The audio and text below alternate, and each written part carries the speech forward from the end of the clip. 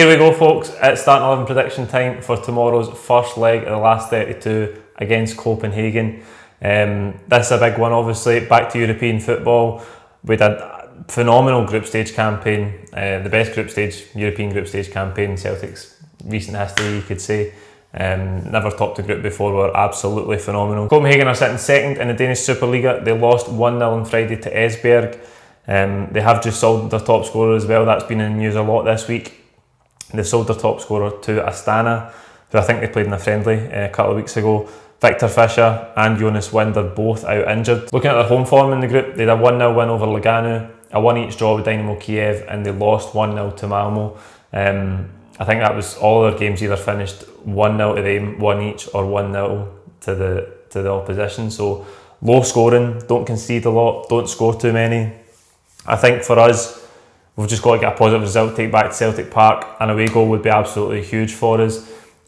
When it comes to the team, Neil Lennon's got some big selection headaches. We've heard today that Greg Taylor's out. He came off at Pittodrie at the weekend.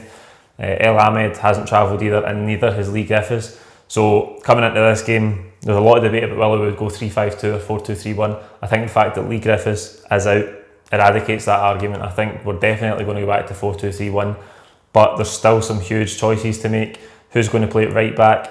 Frimpong's back, but he's been out for a while. Left back, obviously, Taylor's out. Hayes came in at the weekend. And up the park, you think about El Yunusi. Has he played enough football to come in at the left-hand side? Who's going to play behind Edouard as well? So a lot of choices for him. I don't know if I'm going to get this one right. It's a tough one. We'll start in goals with Fraser Foster. I'm obviously going to get that one right. At right back, I think we're going to see Christopher Ajer play there from the beginning tomorrow. Obviously, Jeremy Frimpong is back. He's not played since he's been out with that injury, and I don't think in a game of this magnitude we'll put him straight back in from the start. Obviously, El Ahmed's still out. I don't expect to see Bauer. He wasn't even in the squad at the weekend, so I think Christopher Ajer will play at right back. That means at centre half, Julian will play alongside Jozo Simunovic, who I think will come back into the team. Again, we're seeing with Simunovic just now, he can't play 2 games in a week. I don't know if that's because of his injury history, if he's carrying a knock right now, I don't know. Every time he plays, he seems to be out of the squad the next game. So he wasn't involved at the weekend at Pittodrie. I do think he's going to come back into the team for this one. I think he'll start alongside Julian. We had a big performance from those guys.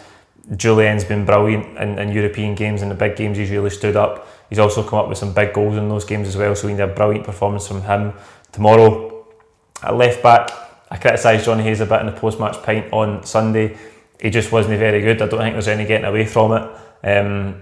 You can laugh about it, and you can have a go at me for criticising him. I know he's had some decent performances this season, but I just don't think he's got the enough technical quality to be a regular starter for Celtic. But Bolingoli has been out for a while. He's only really played against Clyde recently, so I don't think he's going to come in. And as I've said before this season, I think Neil Lennon trusts Johnny Hayes.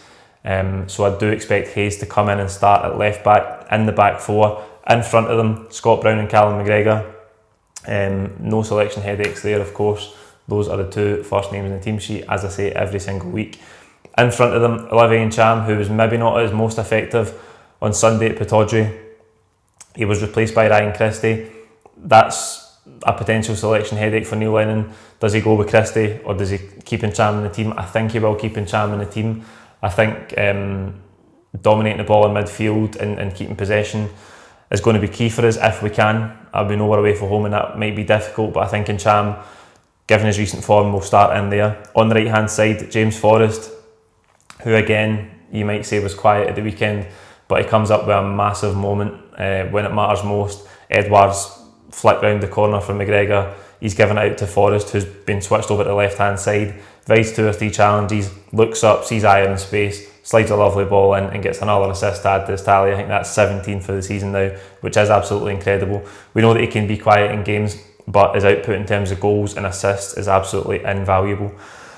On the left hand side, this is hard for Neil Lennon because El Yunusi hasn't played a lot of football. Again, he came back in against Clyde. He's come off the bench once or twice since he came back from injury, but he's been out for such a long time. We could see Christie start the game as well. He could start out wide. We've seen that a number of times this season. Maybe Forrest could go over to the left-hand side like we've seen at the weekend. Christie could start from the right. But I just think El Younousi is such a big player for us, and we've seen how effective he can be in these games. If you think back to Lazio away, he actually played behind Edouard and a lot more like a 3-5-2. So that's something we could conceivably do tomorrow. I just don't think we will. I think Neil Lennon likes the way we've played in Europe this season in the 4-2-3-1, and I think he'll stick with that. So I'm going to put El Younousi in there. He can be a big player for us. We've seen how effective he can be, and obviously up top, the main man, Odsonne Edouard, we need him to have a big game as well. He thrives on these occasions, we've seen it so many times. Massive player for us. He needs to be at his best in terms of link-up play. I would say he had a quiet game by his standards on Sunday. Aberdeen were very closely marking him, doubling up on him, all of that sort of stuff. But again, his role in a winning goal cannot be underestimated.